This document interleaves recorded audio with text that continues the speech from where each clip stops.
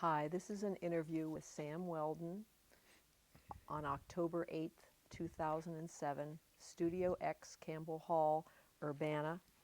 The videographer is Jack Mark, and I'm Nancy Rotzel.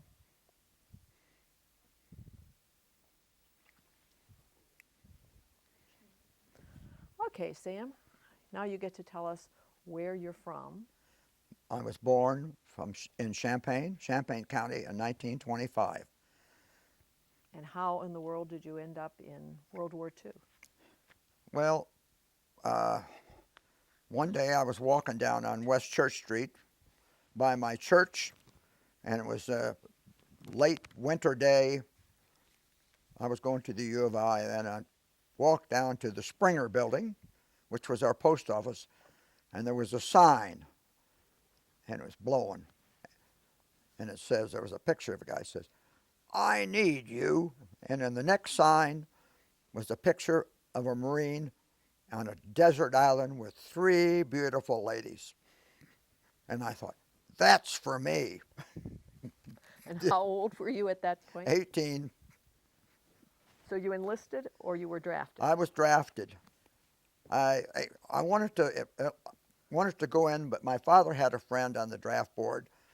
When I was 18 in October, he says, tell him to stay in school because he's going to be gone by the last part of December. So rather than to have family argument, I stayed. But then when I got up in Chicago, where they gave you the exam, you had to ask for it. And it got so bad later on, they just grabbed anybody. They couldn't get enough men, you know. So you asked for a particular Yes. part of the service? Which line is the Marine line?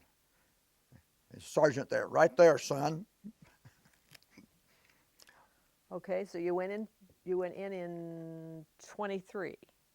No. Pardon? What year did you go in? It 40. was that was not, the exam was in December of 1943, Okay. and then they sent you back home and called you back, and you got on a train and shipped to California, troop train. And it was a regular passenger train. You had a nice bunk. It was sort of interesting. I'd never been on a long distance train like that, but I found out later there's a lot longer places than that. So when did you decide which service you went in? That was when In Chicago or? yeah, I didn't up there. Yes, I wanted to go in, but I just couldn't get in because of my father. But that's neither. So I got up there and I volunteered, took the exam, physical, and then they sent us back home. And then we had to be in Chicago they send you your ticket. You had to be there a certain day, and we boarded a troop train. Took you all the way to San Diego. And I think that was 3 nights and 2 days. It was a long trip. It was on a sleeper. That was nice. They treated you right. They fed you well. When we got into San Diego, they backed the train into the Marine Corps base. And here's a bunch of guys, civilians, no idea.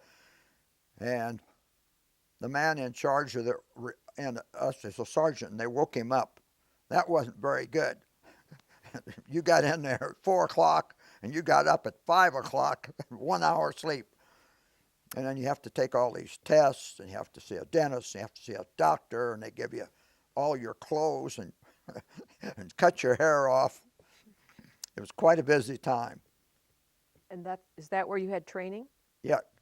That was we had ordinarily the Marine Corps training was 12 weeks, but because of the need for Marines out in the Pacific, they cut it down to 8 weeks. And then after you had your 8 weeks, you might have got a chance to go home for a short period of time or go get some advanced training. So my next training place was north a little ways of San Diego. It's called Camp Elliott. But when we get up there, we found out that the Navy was taking over the base, and they didn't want us around. So they said, call home and get some money and go back to Champaign. And so I did. And then when I come back, we moved from Camp Elliott up to the Camp Pendleton, a monstrosity marine camp. You could take Chinook Field 20 times and put it miles and miles, and they got mountains, and they got training camps, and they got airstrips, and that is the #1 Marine Corps base on the West Coast there. And we had, so when we got there, we everything was, this was wartime. Here was our tents all set up, and there was dust on the floor that deep.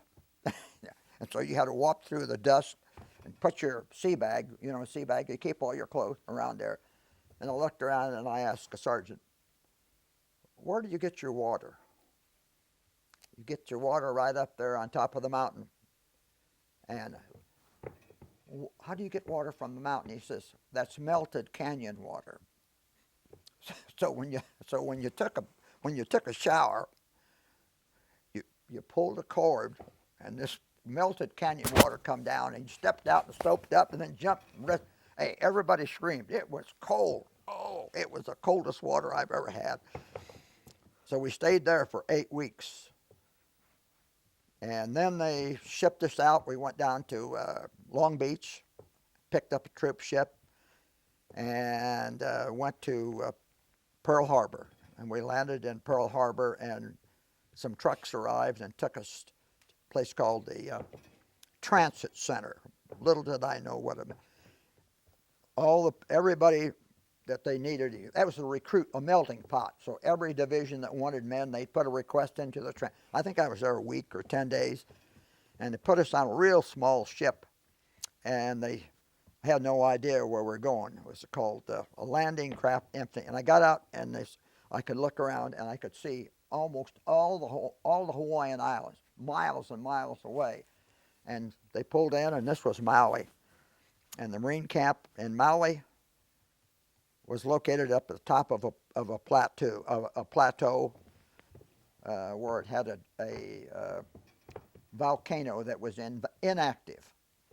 And you had a lot of nice tents, a lot of nice cold water, and you had dehydrated potatoes, you had powdered milk, but you were a Marine and you're in the infantry, and that's the way it was, and you couldn't do anything about it. Okay. So how long were you there? Well, I got there in June of 1945, and I was there June, July, October, November, December, and in December, they told us we were shipping out. And we closed all our tents up and rolled we had cots we slept on, folded all the cots, and they said that we eat early breakfast, and 2 o'clock in the morning trucks are going to come and get you. So we shipped out. The trucks came and got us at 2 o'clock in the morning. We got down to the dock, and we waited until 11 o'clock in the morning for the ship to show up, the troop ship. And when the troop ship showed up, the young man who tried to dock, there's a very small dock in Maui, he couldn't dock the ship. So they had to go find an Hawaiian who was a harbor master, could park this troop ship without tearing it up. So I think we got over to Maui, Pearl Harbor about 3 o'clock in the afternoon. We got up at 2 o'clock, took all that time to get over there. There was always some snafus. And then we got off that troop ship, and we got on an LST. There was a whole fleet of LSTs. This is a little cargo ship, about as big as a football field, and every company was assigned a ship. And while we were there, they were working on some of these ships, and somebody was working on a ship with dynamite and with a torch, and we heard a big explosion, and we looked down, and here's a lot of Marines diving in the water. The ship was on fire. So they had to go, before we shipped out, they had to get another ship because it had a fire and it wasn't seaworthy. Right. So we took off, and these LSTs, the speed of an LST is about 3 or 4 miles an hour. We had 250 Marines. We had the officers and the crew of the LST was all in it. So we started way ahead of any of the other Marines in the Pacific because we couldn't make any time. We were escorted with out to mid-Pacific, and we were guarded with destroyers and destroyer escorts. We never saw any submarines. And finally, some other Marines joined us we pulled into the Marshall Islands. Most beautiful water you ever want to see. Gorgeous. And they put the front of the ramp down in the LST and let all the men have a swim. No bathing suits. And that was, for some of those men, that was their last swim because they didn't make it through the battle. So after we got our swim, we went down to the Mariana Islands. It was called Saipan. And we anchored in Saipan, and we lost our places to sleep. Some Marine amphibious tanks that would take us into the battle, they backed them up in there. So from, I guess, 3 or 4 days, we had to sleep on the metal deck. There was no place else to sleep. Right, and you were headed for a battle where? Pardon? Where was the battle going to be? Well, after we left the Marianas, that was Saipan, about 3 or 4 days. One morning I could hear a bunch of explosions, and I woke up at 2 in the morning. And when it began to get light, I looked out, and I couldn't believe what I saw. And I called my friend. I woke him up. There was 800 or 1,000 Army vessels, battleships and cruisers and gunboats, and they were all shooting. They had been shelling this island for maybe 72 hours, and they had been bombing the island for maybe the Air Force had been Air Corps, been bombing the island for maybe 72 days. But unfortunately, we didn't know it, and the intelligence didn't know it, but the Japanese had tunneled the island. There was about 10 miles of tunnels and caves. And the general was on the Japanese general, had made up his mind that in all the previous battles with the Americans that they meant you when you get out of your boat, they meant you right away with shells and artillery. He was going to let them in. So he let the first wave come in, and they had all their weapons were preset. All they had to do is set the mortars, fire the artillery. So we get in there, and the first wave, we can hear the radio coming. Very light resistance, and that didn't sound right to me or any of the other guys. So this amphibious tank took us on the beach about 30 yards, dropped the ramp in the back. We ran around both sides, and I guess we ran 15 yards, and then boom, the first shell hit. Well, all I can remember is I going up in the air and a terrible pain in my ear, the concussion off of the shell, and I got up and off my hands and knees like somebody hit me in the jaw. And I saw my friend, and there was my best friend laying there. So we went over to him. I couldn't see any wound. I couldn't see any blood. And then about the time I was going to roll him over, a beach master who was a major, get off the beach, get off the beach, get up. They'll kill you here. Get in there underneath the shell. So we took his weapon. He had a mortar on him. And I grabbed a friend of mine who was, he was a cook. But the cooks became ammunition carrier in battle. So we ran up a way, and I found a great big shell hole, and I said, in here, and we drove down in that shell hole. The beginning, the first days in the battle, everything doesn't go right. It's not like a basketball or a football game. Everything goes wrong. So we got in this hole, and we faced what we thought was the front line, and pretty soon, within an hour or two, here come our tanks.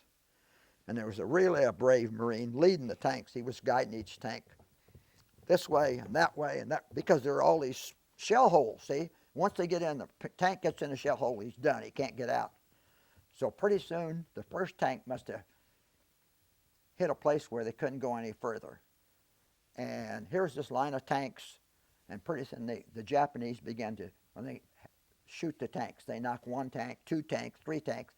And I mean, just blew them up, see? And we're down in this hole like this, and everything that's missing the tank is going over to the other side of the hole. And I shake my friend, look at this. Steel was just raining in this volcanic ash. You couldn't believe. Hey, he looked and he went like this, and you try to dig yourself a hole. You can't go any deeper. And pretty soon a young fellow jumps in after the shelling stopped briefly. He says, you got to help me. I said, what's the matter? He says, I got my lieutenant.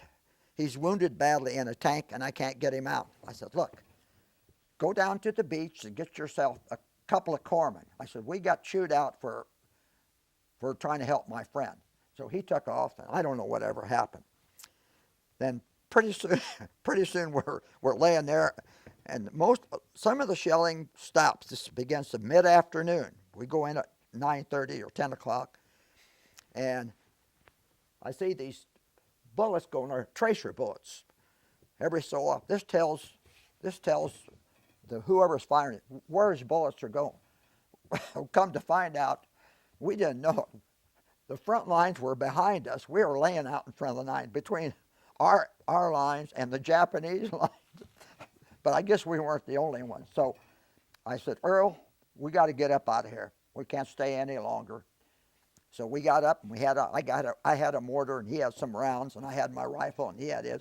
So we started. I don't know how we did. We finally found the company about 3:30 in the afternoon. And hey, everybody was glad to see everybody else. And he said, and then my friend was a radio operator. Had a great big radio on his back with a big antenna. And he says, I just got a call from the colonel. I said, what happened? He says, he wanted to talk to the company commander, and I told him the company commander had been wounded and was evacuated. And he says, well, just let me talk to any company officer. Sir, we don't have any officers. They're all dead or wounded and evacuated. Well, who's running the company? The top sergeant, sir. Well, who's running the platoons? The sergeants. Oh, he said, he gulped. He said, here, gulped a little bit. He says, what's your name? Sir, my name is Keith Kerr. Yeah, I know you, Keith. I can remember inspections. He said, please don't get wounded. You're my only contact with the company, because they wouldn't let him in until the 24 hours. He said, I want you, do you know where the front lines are? No, but I'll find them, Colonel. He says, you go up there and tell the men to make a skirmish line. That's just line like this, one Marine facing the enemy. He said, and then right before it's dark, dig in. And when you dig in, expect a night attack. That's what Japanese like to do. They like to attack us at dark. So right before dark, we dug in. I was the last guy on the skirmish line. So I got my little shovel, and I was digging, and all of a sudden, blunk, blunk, and I put down there. Where I had to sleep, there was volcanic rock. Instead of having a nice, soft place to sleep. So I thought, well, there isn't any choice. You got to sleep here. So I went to sleep like this, maybe about, I suppose 9:30 or 10 o'clock. But before they did that, the sergeant got into a plastic bag, and he had a pen light, and he went through the roll call, called 250 names. And one of the first names he called was Nichols. I said, he's dead. How do you know he's dead? Because he got his face blown off, Sergeant.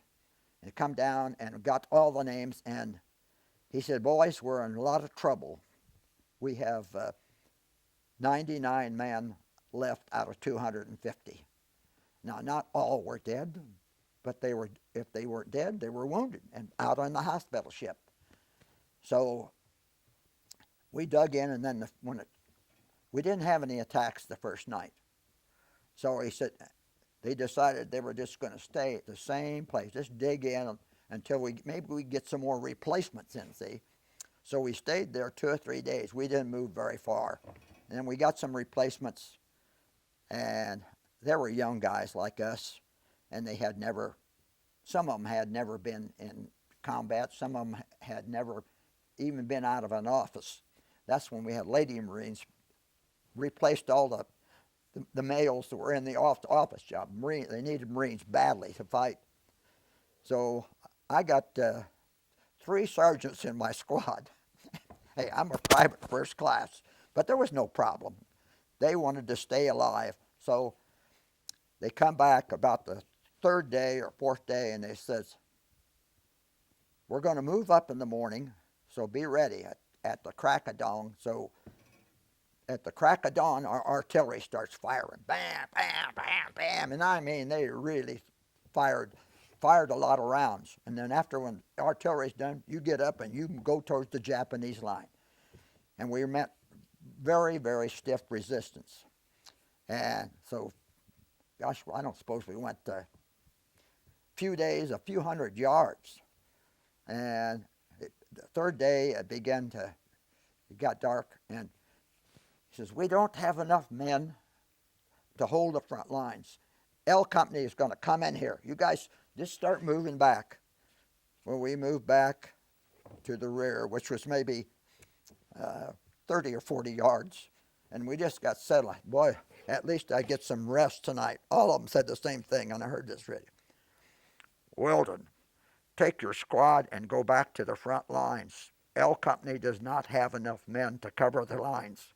They had casualties bad also. So I took my one guy with me. Like the rest of them, I had them stay back there. And we went up, and we were with some Marines we didn't know. And it was rather a large, big hole, maybe about this deep. And it took 4 hours.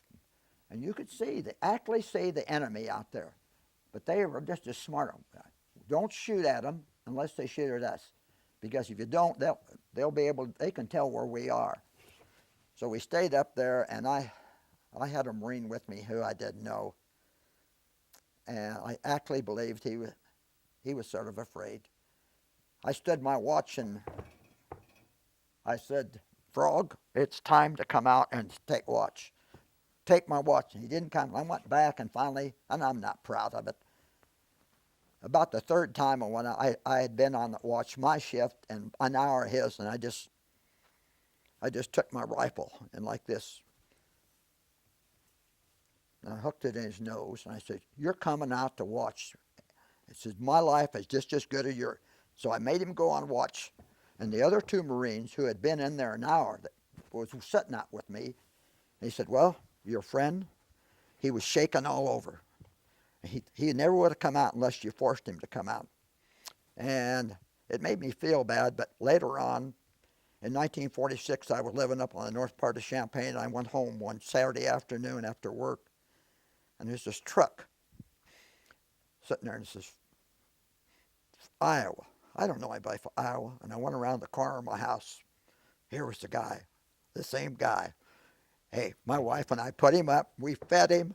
He never mentioned what happened, and I never mentioned what happened because, hey, that was a long time, 1940. This is 46, and hey, a lot of guys died. It was so bad that the band was the burial detail, and they got so many dead Marines, they could not pick them up by hand, carry them with a stretcher. They got trucks. One driving the truck, one guy up on top of the bodies, 2 guys pitching the bodies up. See, it was a health hazard. You couldn't leave the bodies out like that. No way. And the planes would go over and they spray DDT, all that stuff to keep the disease. And that was a terrible job. But they drove them back. The bulldozer made a nice path out, and there was a rabbi and a priest and a Protestant minister. They wrapped them in a poncho. They took their one dog tag out and said a nice prayer, and the bulldozer come along and bulldoze them. It was for health reasons, too. That was all on which island? That was on Ewell. Hey, that was 6,000 Marines dead in 30 days. People don't realize 6,000. When you leave the island, you look back and you see all those crosses. Hey, some of those are my friends. I didn't even have time to visit the graveyard. Yeah. And then there was hey, there was 20,000 guys that were wounded. They couldn't fight. They had, I don't know, big hospital ships and 3 hospital ships, small, you know. And one of the doctors who was on the ship, my friend was in the Navy, and he found it out, and he got permission to go see his doctor friend, Dr. Schoengert. And he was right down on 3rd Street and University Avenue. He was the head of the big hospital ship. And he said he had a nice visit with him. And after the war, that was still his doctor. And he says, Doc, do you remember? Well, sure, I remember. You're the only guy from Champaign that ever come over to see me. I was in that hospital ship. So every day we'd move up a little bit more, and we move up a little bit more, and we move up a little bit more. And all the time you incurred casualties. Mm-hmm. You just hope that your friend wouldn't get killed. So we come to a crossroad where we went back and got ammunition. So 2 guys would go back, because you have a vest like, and you couldn't carry too many because that volcanic ash come up over your shoe tops. Most of us were smart enough that we put leggings on. And otherwise the volcanic ash gets down in your shoes and socks, and it'll cause sores.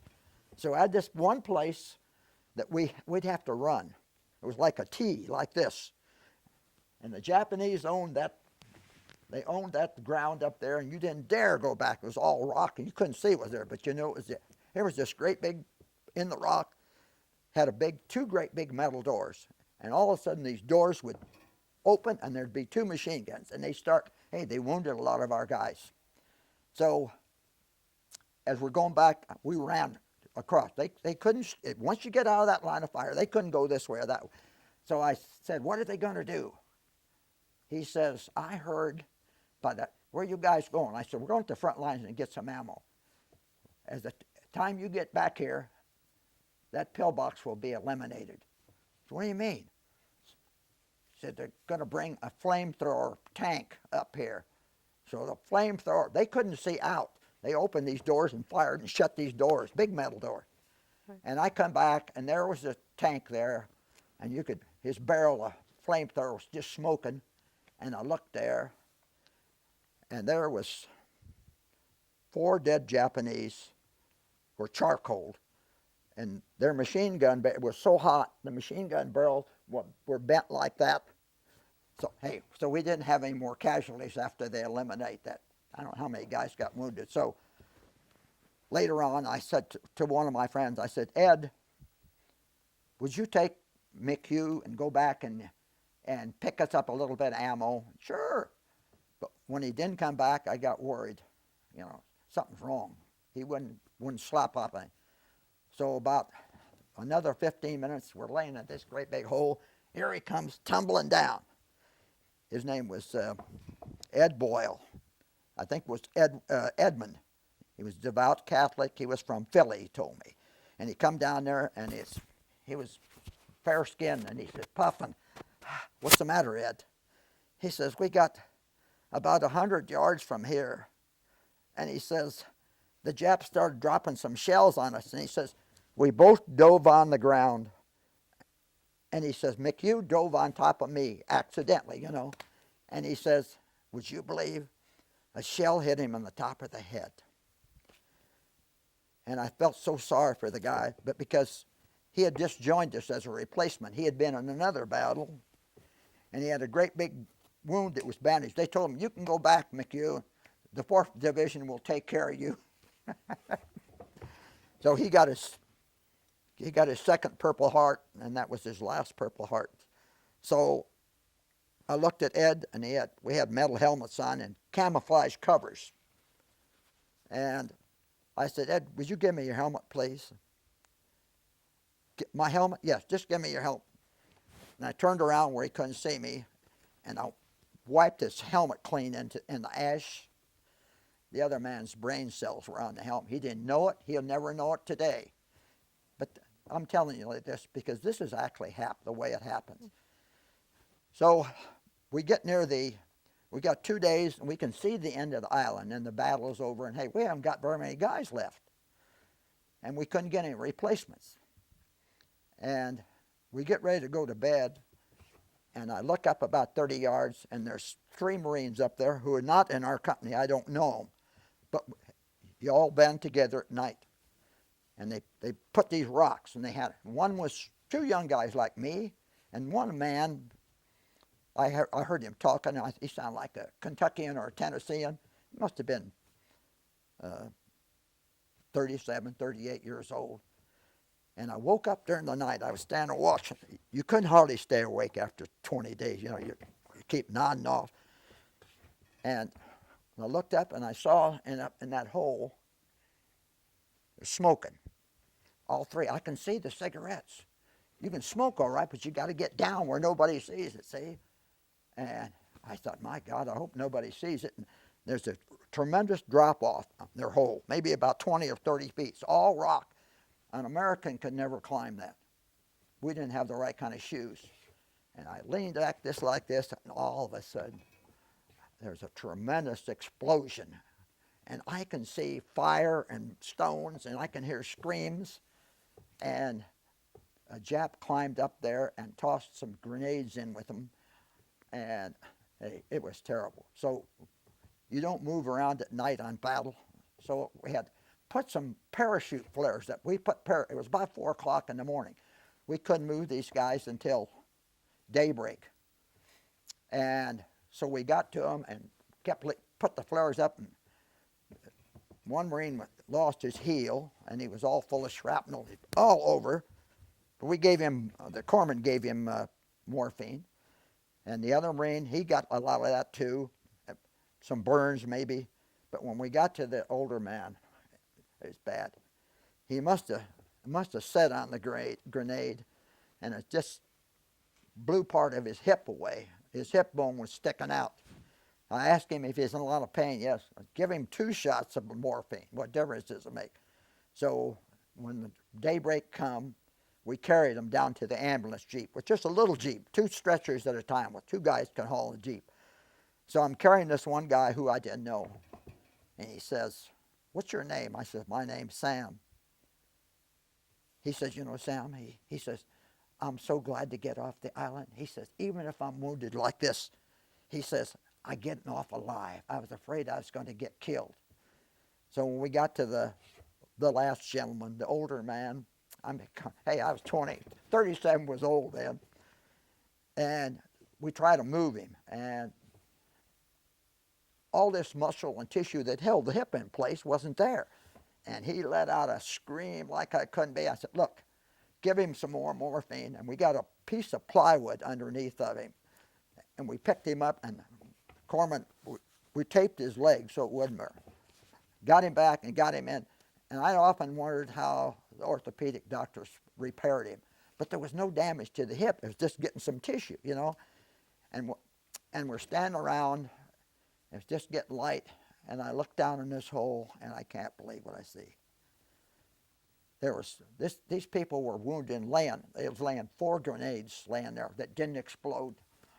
Hey, every guy was standing around like I was, and carrying the corpsman. It killed everyone.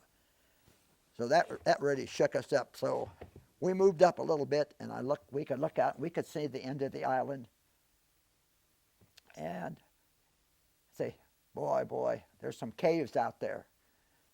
And pretty soon I hear this radio coming. "Weldon, take your squad and rescue Bolton. He's laying out in the front lines. He's been wounded." Oh, crime. Here we got one.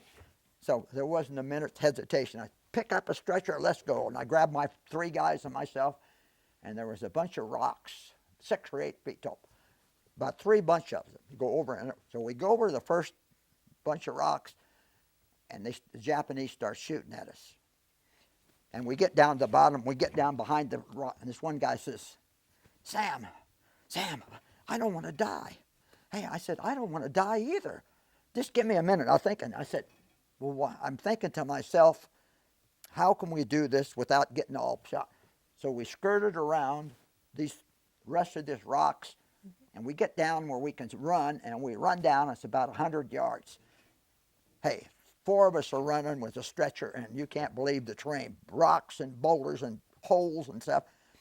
And we finally got down to my friend and opened the stretcher, put him on it, and to carry a stretcher on level ground is hard, but carry him on rocks, and he's bouncing up and down. And finally, we got him out of the line of fire, and we laid the stretcher down. And his name was Jim Bolton, and he was a machine gunner. What he was doing, we were going to move up and do our thing, and the battle would be over. But he had a pistol tied to his hand, and a bunch of Marines down about 100 or 200 mistook him for a Jap, and they started shooting at him. And as he went down, hey, he has the pistol, he hits a rock, and he falls, and he shoots himself in the groin. And I says, Jim, are you hurting? He said, yes. I said, just a minute. I found a dead Marine, and I went in his gas mask. Everybody had a gas mask with shred of morphine. So I opened the morphine up, and they gave him a jab in the butt, took some of his blood, put a great big M there, and I asked one of the guys, now look, there's an ambulance jeep coming up here. Would you stay with him until the corpsman's team or the doctor? Yeah. So the ambulance jeep, we got Jim on there, and when the guy didn't come back that I sent with him, it's just like something always happens. So the guy come back in about 2 or 3 hours, and I says, what happened? He says, well, we get back to the first aid station, and the Navy had decided that there wasn't enough wounded, so they moved the main station, first aid station down to the front lines. And he says, when I got there was 24 Marines laying on the ground, and he says 2 corpsmen and 1 doctor. So they treated the worst wounds first, and his was the second worst, you know. So they gave him a shot and morphine right away. They shipped him off and took him down on a small boat when they got him to the beach, and they out to a hospital ship and made some minor surgery. And he went to Saipan or Tinian, where they had an Army or a Navy hospital, and they did some more. And then they flew him to Treasure Island in California, and then they flew him to Great Lakes. And there was two Marines in a room at Great Lakes. That's the way it was. That was the rules. So my friend Jim lay there, and a man come in to visit his son. And they were talking, and he looked down at his name, and he says, what'd you say your name was? And the gentleman says, my name's Weldon. Have you got a relative that's got a real short haircut in the Marines? He said, yeah. He says, he and his squad saved my life. And when they took him out to Great Lakes and they operated him so he was able to father children. That was the concern about him, see. And I got a letter from him. Hey, I was single, and I remember getting it, and he thanked me so much for what he did, and I could never find the letter. And I could never find his address. I could never find a phone number. My boy lives in Carolina. How many people I called trying to find Jim, how he was doing. But that was just one thing, you know. Yeah. So. Did you get medals for that, for other things you did? To get a medal, you have to have a witness. And your witness has to be somebody who's fair or an officer who's unbiased. We didn't have. No officers? No officers. They were all dead or wounded. The company commander who got wounded, 3 weeks later, or 2 weeks later maybe, he has all this shrapnel dug out of him, and he volunteered to come back. You have to keep books, the guy's number, you know, did so-and-so die, you know, a lot of paperwork. And now he did all the paperwork. He couldn't fight, loaded with a lot of shrapnel, see. So as we walk out that day, he says to one of my friends, you know, he says, I don't know if you guys know it or not, there's one road goes back to the ocean where we get on our ship.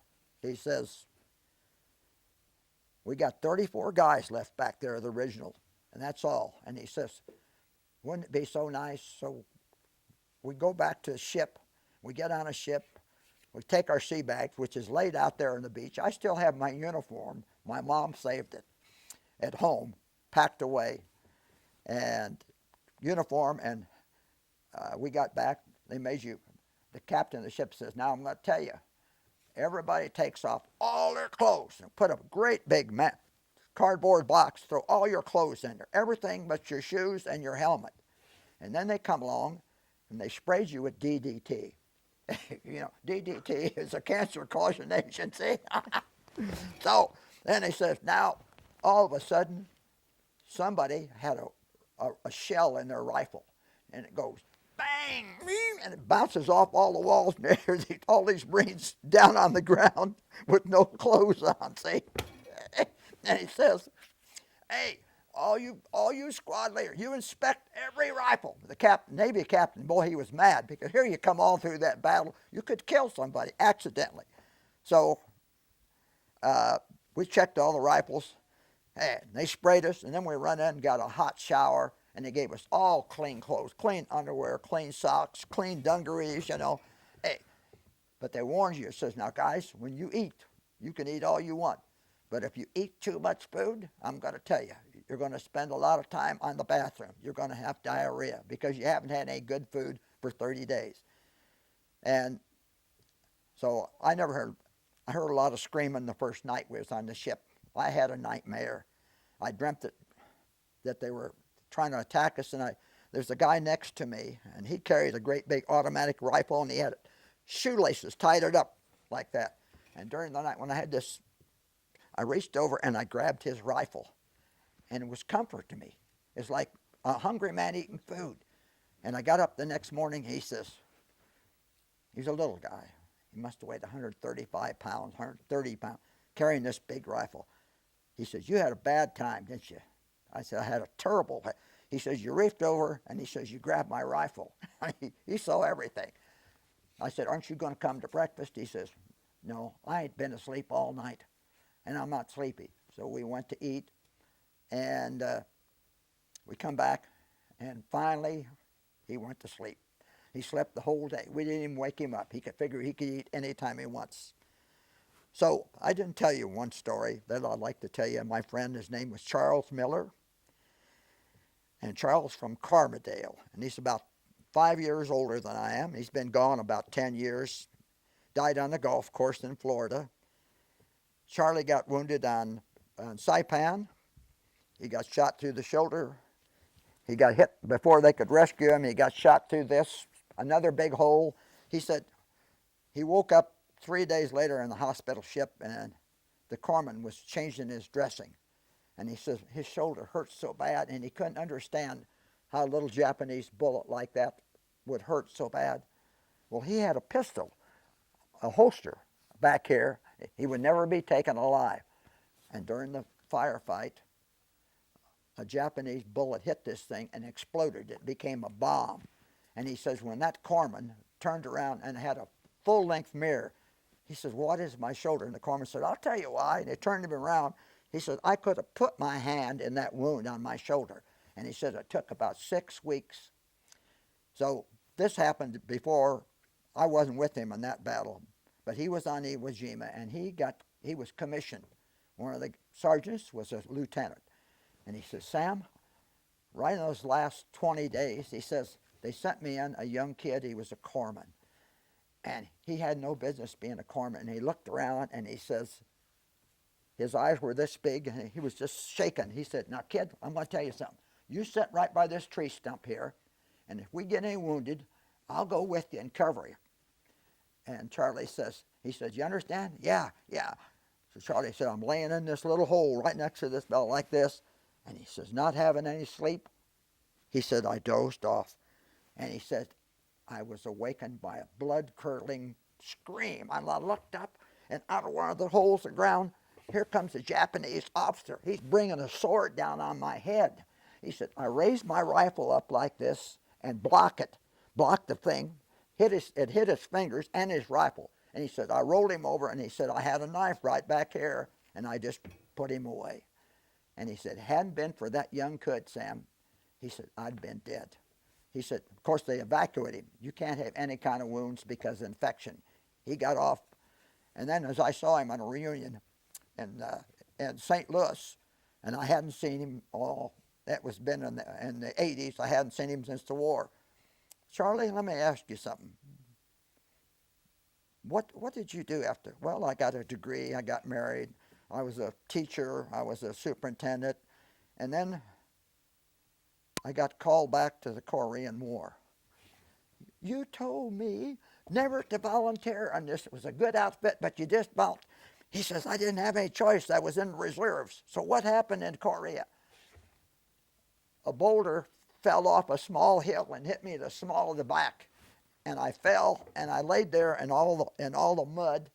And he says, there was no Marine first aid. It was all Army. So they had to get an Army guy. And he's laying there, small of the back, bad injury. He got frostbite on the inside of his thighs. And they took him into the operating tent, and this doctor says, got his records. And he says, Charlie, we're going to discharge you. We don't need your body anymore. It's beat up. You've had wounds here, wounds there, wounds here, and now you got this bad back and you got frostbite. How much more punishment do you think your body's going to take? And he shook his hand. Good luck, Charlie. And Charlie stays on a hospital. By the time he got back to the United States on a hospital ship, he was in pretty good shape. He was, hurt in here. Right. But I saw him, and he was a great golfer. He loved to golf. And just like Bing Crosby, he had a heart attack on the golf course. In no better way. Well, now, you were a private when you went in, and you were what when private, you came out? And then, hey, if you go through your basic, you get to be a private first class. Then after that, if you get promoted, you're just lucky. And the only reason I got promoted, somebody got killed. It was just that simple, because my friend and I, they'd always give you a test. Would you like to be a leader? No. Do you want to be command? No. What do you want to do? We want to go home. And the officer read it. He knew us. He said, boy, you guys will never get promoted. Well, no, we didn't. I got promoted. My friend got killed. And my friend, when he got killed on the beach, later on, they said he was missing in action. Well, we landed at low tide. They go around, check all the wounded, and the battle's terrible, they check them all, make sure they're dead. We don't do anything about it, because you got to make it stay in there. So what happened, like a lot of them, the tide come in, and his body floated out to sea. I know. I had to go back and write a statement to his folks. I think the name is not important. I think he was from Texas. So you could verify. Yeah. And they have a missing in action. When they have missing in action, the parents get his pay for another 12 months. And, one of the days we go get ammo, and we had a guy with us. He was a Syrian. And he had something to do. He was from Chicago. He was little, and he was noisy. He knew a lot about rugs. Syrians make rugs. So he didn't keep up with us. He walked away, and I said, stay up with us now, rug beater. And we get down, and the Japanese had a mortar about as big as my body up. But they couldn't guide it very well. And sometimes it went over the island into the ocean. But when it hit, it was like having an earthquake. The earth would move like this. Now, as we got down after the first one went off, I hollered. It's hard in battle to reach her, but everybody get down. They're going to fire another shell. They usually fire 2. And sure enough, they fired another one. And I get up, and here's my friend standing up like this. And I'm looking at him, and he's spitting blood. I knew that he didn't hear me. He got a wound in it. I said, you guys got to take Rogers down to I always remember his name, L.E. Rogers from Kansas. You don't see him. I never knew what his first name. L.E., that was it. So they were able to walk him down, but I'm sure that he lost a lung. And then when we got back, got our ammo, and all of a sudden we're missing a man. I said, hey, we're missing rug beater. And I says, remember the last time that shell went off about 100 yards down there? I thought I saw him there, but you lose track. Will you guys go down there and get some of those Marines that are in the foxholes, ask them to help you. We got to find out if he got killed or if he's not there. So those Marines helped him. When they come back, the guys gave me, there was a $5 to a $5 bill and a piece of a shoe with a serial number on it. But it was a Marine serial number. There was no blood, there was no tissue, no uniform, no nothing. So he got a direct hit, and that way he was listed as missing in action, and his folks won't get, back in the day, the insurance policy was $10,000.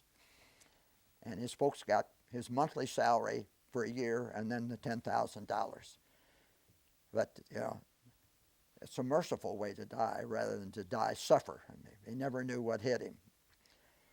So on the way back, we had a lot of, we never saw, I don't think, the war was so advanced that when we were on Iwo, they needed that thing because the big bombers were leaving from Saipan and Tinian, and if they were flying over Japan and they got shot up, they have to ditch their airplane. And if they did that, they had lost the airplane, they lost the crewman. So we figured out how many, by the time the war was over, how many of those planes landed on Iwo Jima. There was 3 airstrips. One was going, and our Seabees, they did a wonderful job too. They finished those airstrips so a big plane could come in there and land.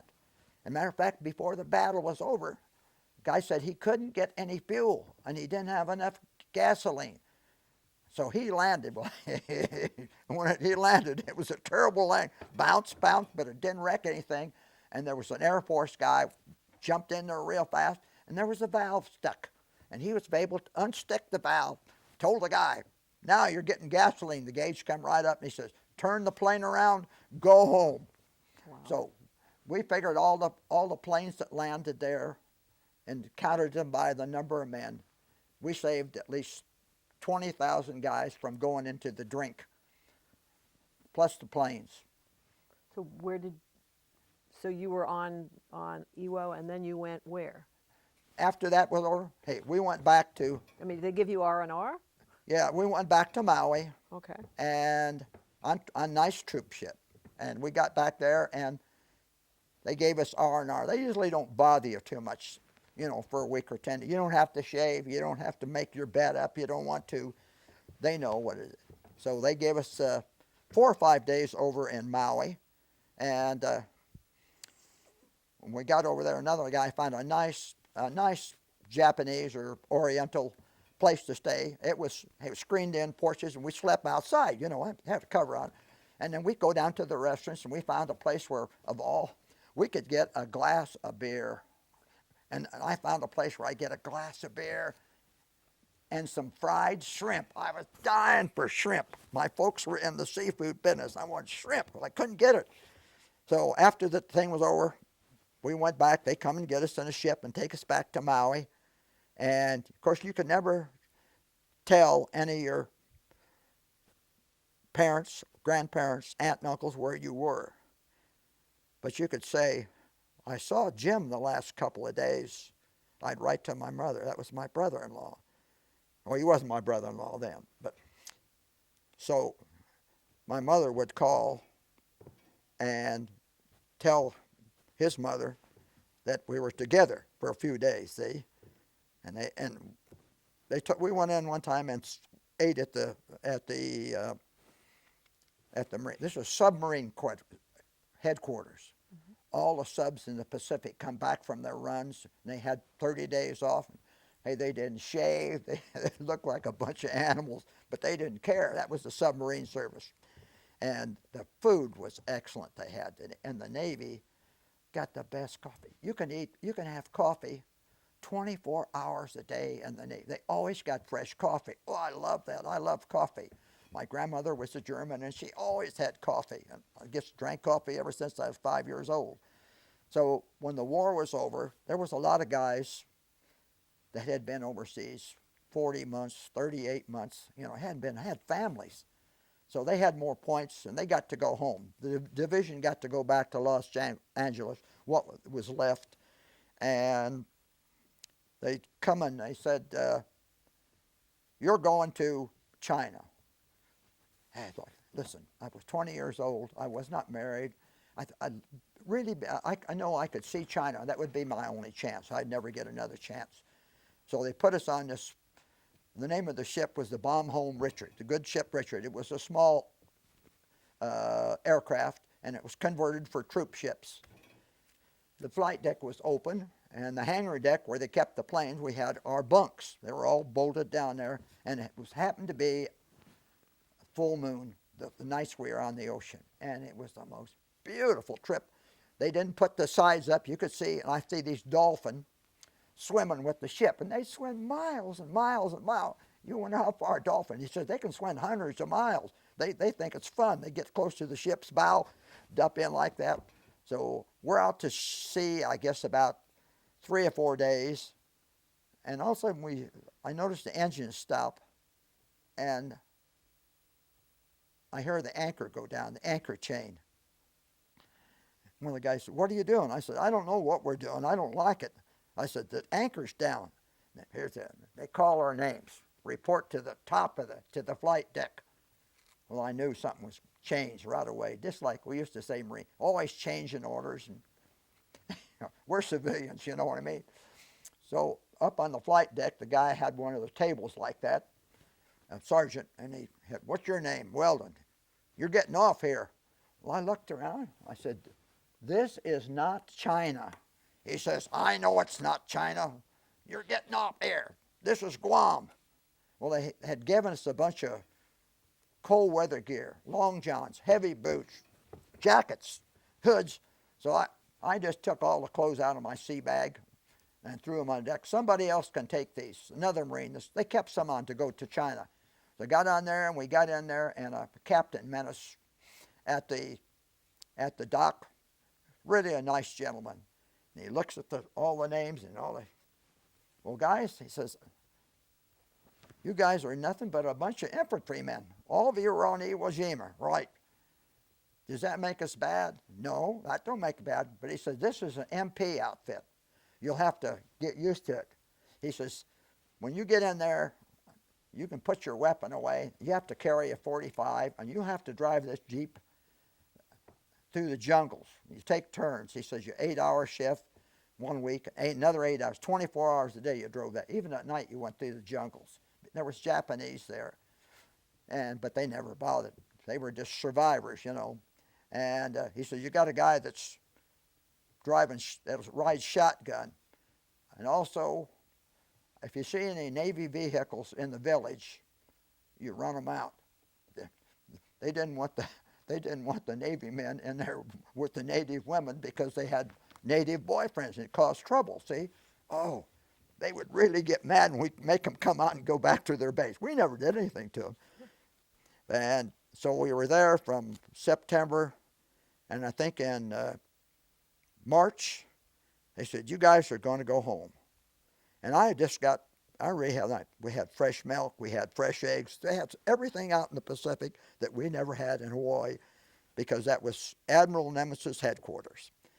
And when he drew his rations, he got everything. We had steak once in a while, never knew what steak was. As a matter of fact, we had trouble getting Spam sometimes. So anyway, we got on this ship, and it was loaded for bear. You couldn't get another Marine on there. It was in March, last part of March. No, I'm sorry, it was April. So we went to Treasure Island, and we unloaded there, and everybody wanted to get out right away and go outside. Never been out to drink, never seen a lady, you know. "No, I can wait. Go out the next morning." So I went out the next night. 3 of us went out. I guess we went and had a big dinner, and there was a beautiful, beautiful bar at the top of Mark Hopkins Hotel. It was called the Top of the Mark. It was called, you could see all the battleships, everything floating in the harbor, and as the sun was setting. So 3 of us, we started drinking. I don't know what time it was. We started about 7 o'clock. We never stopped drinking until 5 o'clock the next morning. So we celebrated our first night in the United States. We went back, and a day later, they put us on a troop train, and they shipped us across the country to the Great Lakes. And we processed there, and I got discharged on April the 21st, 1946. And the war was over? The war was over. Oh, yes, it was over. See, I had to stay long. When the war was over, a lot of guys got out. But if you were younger, you had a point system, which is okay. That's the way it should have been. And as I got out, it was a cold. I remember it was a cold, cold Easter. Great Lakes was cold. And first thing we all did, we had these Marine top coats. They were heavy wool things that you never wore anyway. We put all of those, and we jumped on the North Shore train took us down to Cubs ballpark. And we got off Cubs ballpark, all three of us, carrying sea bags. That's all we owned is the clothes in there. My grandmother and aunt lived 10 blocks from there. And we walked down there, and my in-laws are all German. Hey, they had food there, and they had whiskey, and they had wine, and they had the neighbors. And when you wore a Marine uniform in Chicago, you never bought a drink. You couldn't buy a drink. They refused your money. Most of these places where we were working men, get off work, Yeah. Policemen, firemen, really nice people. And after about 3 days, I got a call from my mother, when I was coming home. Mom, I said, I'll be home tomorrow night, and don't worry. I said, we're just having a nice time. And these two young Marines with me, they were my age. They were from the East Coast. So my grandmother and aunt had enough. They had plenty of sleeping area and plenty of food. And we would come back, and my aunt would say, look at their eyes. Look at their eyes. Chuck, that was my uncle. You making these guys drink. Hey, Julia, I said, they didn't make us drink. We're just looking for a place to drink. So the other two guys, I bid them farewell. I never saw them again. And I went home that night. And when I got home at the station downtown, there was about 6 or 7 of my high school buddies waiting for me there, and they had been in the service. We got to take a break. I got like 30 seconds left on this tape. Okay. Okay. Did you make them? Okay. So. Okay. Mm-hmm. So as the train met me, my mother, my father, and there was my best friend's sister was there. Hey, when I went away, I was 18. I think she was 15 or 16. And lo and behold, she told my mother, Viola, I'm going to marry your son. And I thought, I knew my mother, and I'll bet that didn't go over very. A 20-year-old son just get home, and here's a pretty young girl said, I'm going to marry. And we did get married. And we had 3 children. She died about 10 years ago. And when she said that, my mom never told me, but my wife told me later. I said, I'll bet that went over big. But my mother never had any girls, just 2 boys. And she became a daughter to her. She took my mother to the doctor, or took her shopping, all the things that she never could do with the daughter. And her mother is in the nursing home down in Sullivan. She's be 102 in February. She had 5 children, and she outlived all but 2. Wow. And I wouldn't give $1 million for my experience, and I wouldn't wish it on anybody what happened to me. And when I went into service, the day I left, I had to get somebody to hold my mother. She says, I know you're going to get hurt. I know you're going to get hurt. She says, you got your finger caught in a shotgun, and you got shot in the leg, and a rifle blew up and hit you in the mouth. All those things happened to me by the time I was 14 and 16. And it wasn't drinking or drugs or anything like that. They just happened, I accepted them. And when that first shell hit on Iwo Jima and I got fine air, I thought about what my mother said when I was up in the air. Something is going to happen to you. So, I did get wounded. I've got bad ears, but it's much, much, much better to have bad ears than no sight or no legs or no arms or anything like that. And so many young guys did that.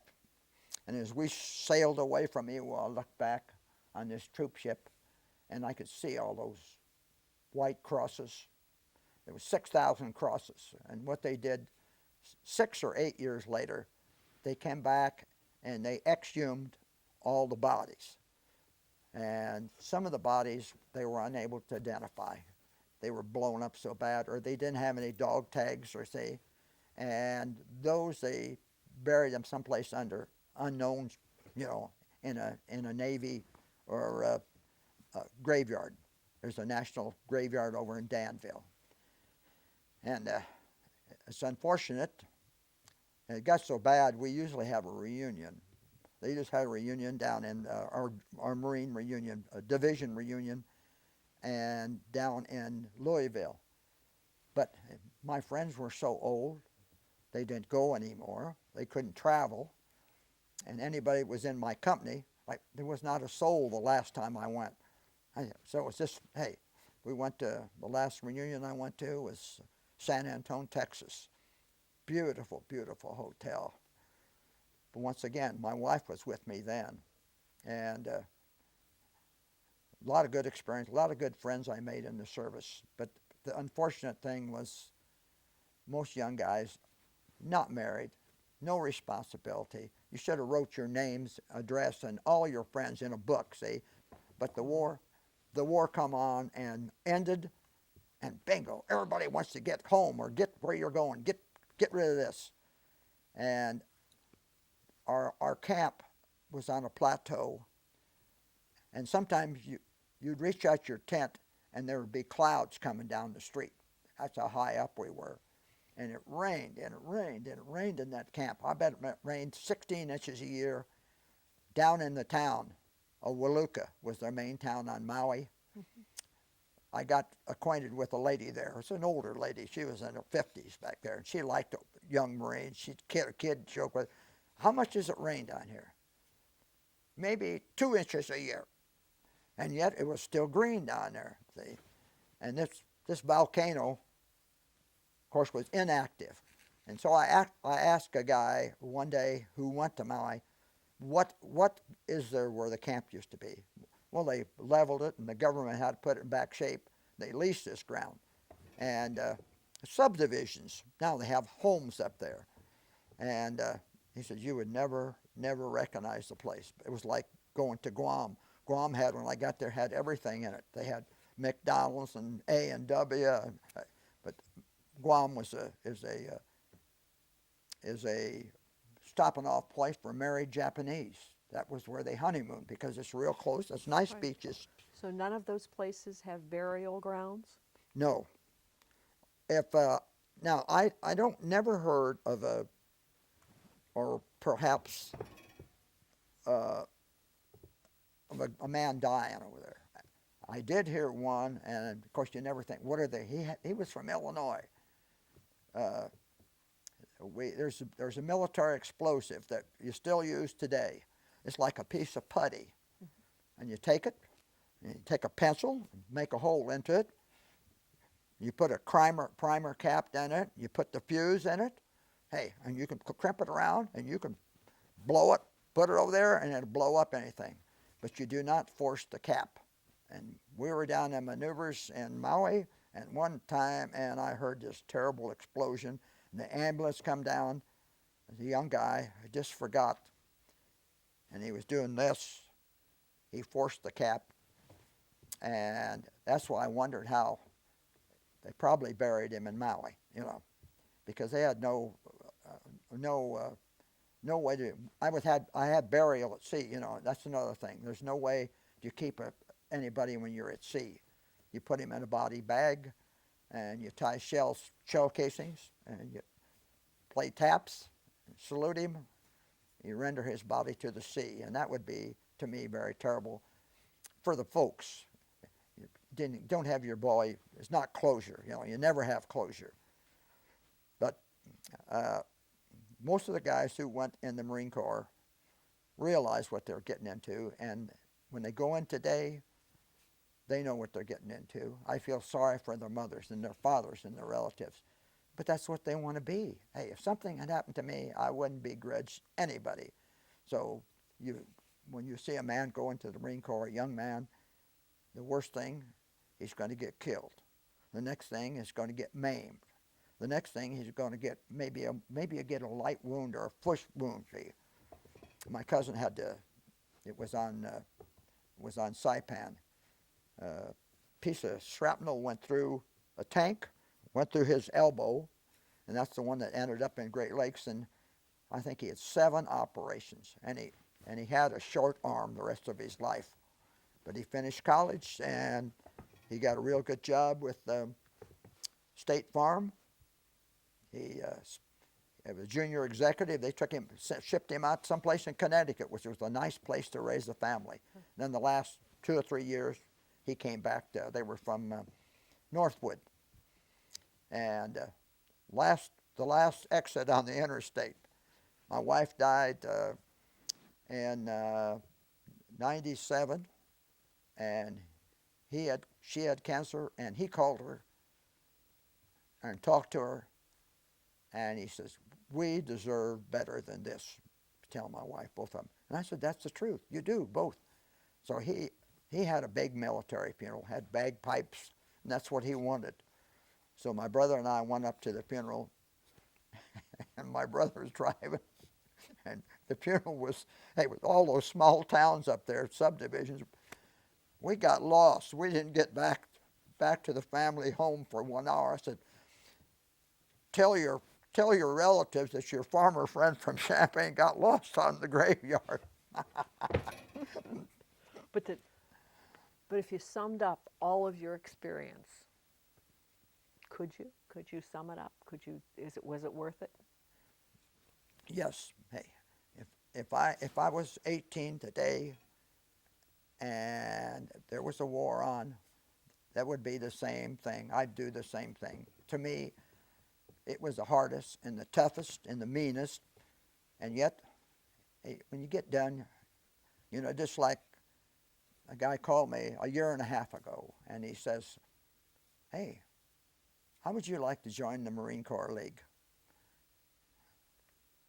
I said, "Fine. Meet me out to the VFW." And I went out there, and I found 20 guys, some younger, a lady Marine.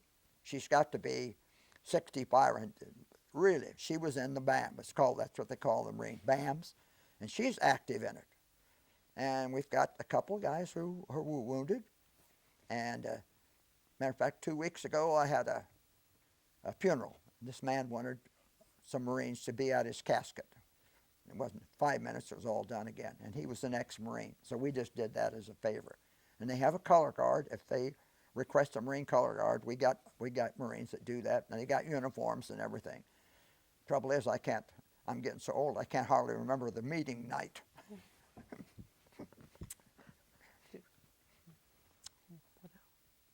That's all you guys want? That's all Is there something to add, or do you think we've covered Pardon? it? Do you think we've covered it, or I is think something? we've covered just about Okay. all of it. I hope we didn't scare anybody off that wants to go into the Marines. Oh, I don't think so. Cool. Okay. So is there anything we do to sum it up or anything? You just, I don't think so. I his think- summary was kind of a good ending. Really good, yeah.